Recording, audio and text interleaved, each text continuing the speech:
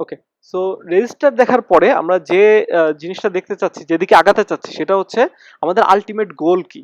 এই টপিকের, এই যে এক্সিকিউশন ইউনিট আমরা পড়াচ্ছি, এই টপিকের আলটিমেট গোল হচ্ছে একটা অ্যারিথমেটিক লজিক ইউনিটের ডিজাইন দেখা। একটা নির্দিষ্ট এন বিটের, সম্ভবত 4 বিটই দেখাবো আমরা, 4 বিটের একটা অ্যারিথমেটিক লজিক ইউনিটের ডিজাইন কিভাবে হয় সেটা দেখা। তো এটা দেখতে গেলে আমাদের তার আগে আরো কিছু স্টেপ আছে। প্রথম স্টেপটা হচ্ছে অ্যাডার সার্কিট তৈরি করা, যোগের সার্কিট তৈরি করা। তো যোগের সার্কিট অনেকভাবে তৈরি করা যায়, আমরা একটা দেখাবো আর কি। এই আমাদের এখনকার টপিক হচ্ছে অ্যাডার। তো কিভাবে যোগের সার্কিট তৈরি করে, এর জন্য আমাদের যে কনসেপ্টটা লাগবে, দুইটা কনসেপ্ট লাগবে। একটা হচ্ছে অ্যালজেব্রিক ইকুয়েশন নামে একটা জিনিস পড়ানো হয়েছিল আগে কোনো এক সাবজেক্টে, যদি না পড়ায় তাহলে আমরা কিছুটা ধারণা দিব আর কি এখানে। আর একটা হচ্ছে ট্রুথ টেবিল। তো ট্রুথ টেবিল লাগবে। প্রথমে হচ্ছে একটা যোগের এক বিটের দুইটা নাম্বার, এক বিটের দুইটা নাম্বার। দেখো এক্স আই ওয়াই আই, এক বিটের দুইটা নাম্বার। সিআই কি জিনিস আমরা পরে বলতেছি। এক বিটের দুইটা নাম্বার যোগ করতেছি। তার জন্য একটা বেসিক, ওই যে যেমন আমরা রেজিস্টারের জন্য দেখাইছিলাম যে বেসিক সেল তৈরি করে নেওয়া লাগে, তারপর সেটাকে জোড়া লাগায় লাগায় মাল্টিপল বিটের জন্য রেজিস্টার তৈরি করে। সিমিলারলি এখানেও আমরা ওইরকম সরি এক বিটের একটা সেল তৈরি করে সেটাকে যোগ করে করে হচ্ছে মাল্টিপল বিটের জন্য অ্যাডার সার্কিট তৈরি করতে পারি। তো শুরুতে আমরা কি করছি, এক বিটের যোগ করার জন্য ট্রুথ টেবিল তৈরি করে নিয়েছি। তো এক বিটের দুইটা যোগ করার জন্য আমাদের আসলে তিনটা জিনিস দরকার, সেটা হচ্ছে এক্স আই ওয়াই আই, আর একটা দরকার হচ্ছে ক্যারি। ক্যারি অর্থাৎ দুইটা যোগ করার পর সেখান থেকে যোগফল আবার পরের স্টেপে যে, ধরো তুমি 2 বিটের দুইটা নাম্বার যোগ করবা, তাহলে 0 বিটের দুইটা নাম্বার যোগ করা হয়ে গেলে সেখান থেকে যে যোগফলটা আসে, যে রেজাল্টটা আসে, সেখানে যদি ক্যারি থাকে, আমার যদি হাতে কিছু থেকে থাকে, তাহলে সেটা পরবর্তী বিটের সাথে আবার যোগ করা লাগবে। এই জন্য সার্কিট তৈরি করার সময় লাইন হবে টোটাল তিনটা। দুইটা হচ্ছে অ্যাকচুয়াল নাম্বারের ইনপুটের লাইন, আর একটা হচ্ছে ক্যারির লাইন। তো এইটা দিয়ে প্রথমে আমরা কি করব, ট্রুথ টেবিল তৈরি করব। তো আমরা এই তিনটার জন্য যত রকম ইনপুট কম্বিনেশন সম্ভব, 0 0 0 0 0 1 2 to the power 3, অর্থাৎ 8টা, এই 8টা ইনপুটের লাইন তৈরি করে নিছি, 8টা ইনপুটের কনফিগারেশন তৈরি করে নিছি। দেন আমরা যোগ করছি, 0 0 0 যোগ করলে হয় আমার যোগফল আসে 0, হাতে থাকে 0, এই কারণে হচ্ছে 0 0। আমরা অন্য একটা দেখি, যেমন ধরো 0 1 1, এই ইনপুটটা যদি যোগ করি তাহলে আমাদের রেজাল্ট আসে কি 1 0, তার মানে আমাদের যোগফলটা হচ্ছে 0, আর আমাদের হাতে ক্যারি থেকে যাচ্ছে 1। এইটা দিয়ে আমরা ট্রুথ টেবিলটাকে বানাই নিছি যে আমার সকল ইনপুটের জন্য কি কি হতে পারে। দেন আমরা করছি কি, দুইটা সার্কিট, তার মানে বোঝা যাচ্ছে এই যে বেসিক সেল আমরা তৈরি করার চেষ্টা করতেছি, এই যে অ্যাডার সার্কিট তৈরি করার চেষ্টা করতেছি এক বিটের, এইটার আমার দুইটা আউটপুট থাকবে, একটা হচ্ছে এসআই আর একটা হচ্ছে CI+1। আমার কারসারের দিকে যদি একটু দেখো, বাম পাশের যে ফিগারটা, আমার এই যে এক বিটের দুইটা নাম্বার যোগ করার চেষ্টা করতেছি, দুইটা নাম্বার আলাদা নাম্বার, দুইটাই এক বিটের। হ্যাঁ, যেমন আমরা অ্যাসেম্বলি প্রোগ্রামের প্রথম প্রোগ্রামটাই করাইছিলাম যে দুইটা 1 বিটের নাম্বার যোগ করা যায় কি করে। তো করার জন্য আমরা দুইটা 1 বিটের নাম্বার যোগ করতেছি, সেখানে আমাদের একটা এক্সট্রা লাইন লাগবে। ইনিশিয়ালি প্রথম বিটের ক্ষেত্রে এটা অলওয়েজই 0, যখন শুরুতে কোনো যোগই হয় না এর আগে, এটা রেজাল্ট যদি অন্য কারোর উপর ডিপেন্ড না করে থাকে, তার মানে শুরুতে অলওয়েজই সিআই হচ্ছে 0। তো এইটা সিআই এর একটা লাইন লাগবে, আমাদের দুই ইনপুটের দুইটা লাইন লাগবে, সেখান থেকে আমরা দুইটা আউটপুটের লাইন পাবো, একটা হচ্ছে যোগের আউটপুটের লাইন এসআই, আর যদি হাতে কিছু থেকে থাকে আরো, তাহলে সেটার জন্য CI+1 পরের স্টেপের সিআই। তো এইটাকে এখন আমরা ইকুয়েশনে, অর্থাৎ অ্যালজেব্রিক ইকুয়েশনে কনভার্ট করব। কিভাবে করব দেখো, এসআই এর যেখানে যেখানে 1, এসআই এর 1 আসছে কোথায়, এখানে 1 আসছে, এখানে 1 আসছে, দেন আসছে হচ্ছে আমার কার্সারের দিকে যদি দেখো, এখানে 1 আসছে, এবং একদম ফাইনালি এই ইনপুটটার জন্য 1 আসছে। তাহলে যে যে ইনপুটের জন্য 1 আসছে ওইগুলো নিয়ে নিব। যেমন এখানে xi হচ্ছে 0, তার মানে xi, আমরা এই ইকুয়েশনের দিকে দেখো, এসআই এর ইকুয়েশনটা বানাচ্ছি xi নট, তারপরে কি yi ও 0 আছে, তাহলে এই জন্য yi নট, আবার ci এর ভ্যালুও হচ্ছে এখানে 0, যার কারণে এখানে নেওয়া হয়েছে হচ্ছে এই ci নট। দাঁড়াও, প্রথমটার ক্ষেত্রে আমি ভুল বলতেছি, এখানে ci এর ভ্যালু হচ্ছে 1, এই জন্য এটা হচ্ছে ci। তাহলে দেখো, যেখানে 1 পাচ্ছি তার যে ইনপুটের কনফিগারেশন অর্থাৎ 0 0 1, সেটা দিয়ে আমরা এখন অ্যালজেব্রিক ইকুয়েশন বানাচ্ছি। অর্থাৎ 0 থাকলে সেটারে আমরা নট দিয়ে প্রকাশ করি, বা কমপ্লিমেন্টও বলে, কমপ্লিমেন্ট দিয়ে প্রকাশ করি, xi নট, yi নট, এবং যেহেতু ci এর ভ্যালু 1, তাই সরাসরি ci বসে গেছে। এগুলো কি আকারে আছে, এন্ড আকারে আছে। এন্ড কিছু দেয়া নাই মানে ইনটু, ইনটু মানে হচ্ছে এন্ড, এন্ড মানে কি, আমরা যদি অটোমাটা একটু মনে করি, এই এই যে এই ডিজাইনটা একটু ছোট হয়ে গেছে, আমরা একটু বড় করে আঁকি, এটা এটা হচ্ছে আমাদের এন্ড, যেখানে দুইটা ইনপুটের জন্য একটা ফাইনাল আউটপুট বের হয়। ঠিক আছে? আর অর কিভাবে আঁকতাম আমরা? অর আঁকি হচ্ছে আমরা এইভাবে, এইভাবে একটু বাঁকানো থাকে, এখানে দুইটা দিলে অর অপারেশন বোঝায়। এইভাবে আমরা যে কোনো সার্কিটকে প্রকাশ করতে পারি। তো অর প্রকাশ করার জন্য যেটা করা হয় সেটা হচ্ছে এক্স প্লাস ওয়াই, এই প্লাস চিহ্ন দিয়ে হচ্ছে অর বোঝায়। ঠিক আছে? অথবা এক্স লম্বা একটা দাগ বার ওয়াই।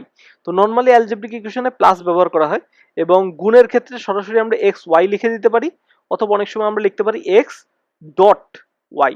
এটা দিয়েও হচ্ছে অ্যান্ড বোঝায়। তো যেহেতু এখানে তিনটার ভিতরেই কোনো কিছু দেয়া নাই, তার মানে এগুলো হচ্ছে অ্যান্ড অপারেশনে আছে। এই তিনটা অ্যান্ড হিসেবে কানেক্ট হবে কার সাথে? প্লাস চিহ্ন দিয়ে, বাকিগুলো অর। তার মানে সকল ওয়ানের জন্য একটা একটা করে টার্ম তৈরি হবে, এই টার্মগুলো আমরা বসায় দিচ্ছি।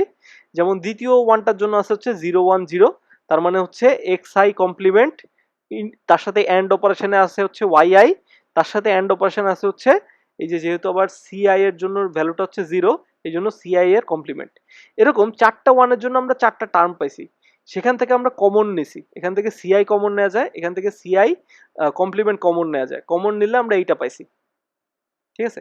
অ্যালজেব্রিক ইকুয়েশনের সূত্র হচ্ছে যে এক্স, এই চিহ্নটা কি আমরা একটু পরে বলতেছি, হ্যাঁ, ওয়াই, এইটা মানে বোঝায় হচ্ছে equals to x y bar বা কমপ্লিমেন্ট যেটাই বলো না কেন, প্লাস হচ্ছে ওয়াই এক্স বার। এটা হচ্ছে একটা সূত্র। তো করছে কি, এই সূত্রটা বসাই দিয়ে তোমার হচ্ছে ভিতরের এই জিনিসটাকে ছোট করে নিছে, ছোট করে ফাইনালি এই রেজাল্ট আউট পাওয়া যাবে। তুমি যদি এখান থেকে ক্যালকুলেট করো, অর্থাৎ এই এক্স প্লাসের এই গোল চিহ্নটা, এটাতে বলে হচ্ছে এক্সর। এই এক্সরকে যদি বসায় দাও, এই ইকুয়েশনটা যদি বসায় দাও এবং এটাকে যদি কমপ্লিমেন্ট করো, তাহলে ফাইনালি তুমি এই রেজাল্টটা খুঁজে পাবা। হ্যাঁ, তো এই যে এক্সর, এই এক্সর দিয়ে ছোট করে ফেলছে, অর্থাৎ এইটাই হচ্ছে আমার এসআই এর ইকুয়েশন। আমরা কি করছি, এসআই বের করার জন্য যে সার্কিটটা তৈরি করা লাগবে সেটারে ইকুয়েশনে কনভার্ট করে ফেলছি। কিভাবে? শুধুমাত্র যেখানে যেখানে ওয়ান আছে সেইগুলোর টার্মগুলোরে যোগ যোগ দিয়ে, অর্থাৎ অর চিহ্ন দিয়ে বসায় দিয়ে। এখন তুমি যদি এইটা দিয়ে সার্কিট বানাতে চাও সরাসরি, তাও করা যাবে। তুমি যদি এই দ্বিতীয়টা দিয়ে করতে চাও তাও করা যাবে, অথবা তুমি যদি সরাসরি এক্সর দিয়ে এসআই এর জন্য সার্কিট বানাতে চাও তাও করা যাবে। তো আমরা একটু আর একটু দেখি। সিআই প্লাস ওয়ানের জন্য, অর্থাৎ ক্যারিজ, যেটা আমাদের এই যে বলছিলাম যে আউটপুটে আমাদের বেসিক সেলে দুইটা আছে, একটা হচ্ছে এসআই আউটপুট আসবে, একটা সিআই প্লাস ওয়ান আসবে। তাহলে সিআই প্লাস ওয়ান আউটপুট আনার জন্য আমার কি করতে হবে, এই সিআই প্লাস ওয়ান আবার যেখানে যেখানে ওয়ান ওয়ান আছে সেই টার্মগুলো নিয়ে যোগ যোগ দিয়ে অথবা অর দিয়ে বসায় ফেলতে হবে। তাহলে কি করছি, এখানে চারটা ওয়ান আছে, এই চারটা ওয়ানের জন্য আমরা এই চারটা ইনপুটের যে কনফিগারেশন সেগুলো নিয়ে নিছি, নিলে এরকম আসে। সেখান থেকে তুমি যদি একটু তোমার হচ্ছে কমন নাও, কমন নিলে ফাইনাল যে রেজাল্টটা সেটা এটা আসবে। হ্যাঁ, এখান থেকে হচ্ছে দেখো তোমার ওয়াই এবং সিআই কমন নেওয়া হয়েছে, নিলে আসছে কি, এরকম একটা জিনিস আসছে, এক্স আই কমন নিলে x i plus x i bar, এটা আসছে। তার মানে একটা যদি 0 হয় আরেকটা অবশ্যই 1 হবে, অথবা যদি প্রথমটা 1 হয় তাহলে পরেরটা অবশ্যই 0 হবে। তাহলে 0 আর 1 মানে সবসময় 1, 0 আর 1 মানে সবসময় 1, এটা রেজাল্ট কি, অলওয়েজ 1। তাহলে 1 এর সাথে যদি আমি অ্যান্ড করি তাহলে কিছু আসে যায় না, তার মানে ওই যেটুকু কমন নিছিলাম ওইটুকু থেকে গেছে। এইভাবে ছোট করে করে এই 6টা টার্মকে হচ্ছে ফাইনালি 3টায় কনভার্ট করে দিছে। তাহলে আমরা কি করছি, এসআই এর জন্য একটা ইকুয়েশন পাইছি, এই যে এই ইকুয়েশনটা আমার এসআই এর জন্য, প্রথম একটা এসআই এর জন্য ইকুয়েশন খুঁজে বের করছি। আমরা যোগ অ্যাডার সার্কিট বানাচ্ছি, অ্যাডার সার্কিটের এসআই এর জন্য একটা ইকুয়েশন বানাইছি, আর একটা হচ্ছে সিআই এর জন্য একটা ইকুয়েশন বানাইছি। ফাইনালি এই ইকুয়েশন দুইটাকে যদি আমরা সার্কিটের রূপ দেই, যেভাবে সার্কিটকে প্রকাশ করা হয় অ্যান্ড এবং অর গেট দিয়ে, অ্যান্ড এবং অর গেট দিয়ে, তাহলে আমরা এরকম একটা সার্কিট খুঁজে পাবো। এটা হচ্ছে 1 বিটের জন্য, 1 বিটের জন্য, অর্থাৎ এক্স আই এবং এক্স ওয়াই আই, এখানে দুইটা নাম্বার যোগ করা হচ্ছে, দুইটা নাম্বারের জন্য অ্যাডার সার্কিট তৈরি করা হচ্ছে, দুইটা নাম্বার হচ্ছে 1 বিট করে, 1 বিট করে।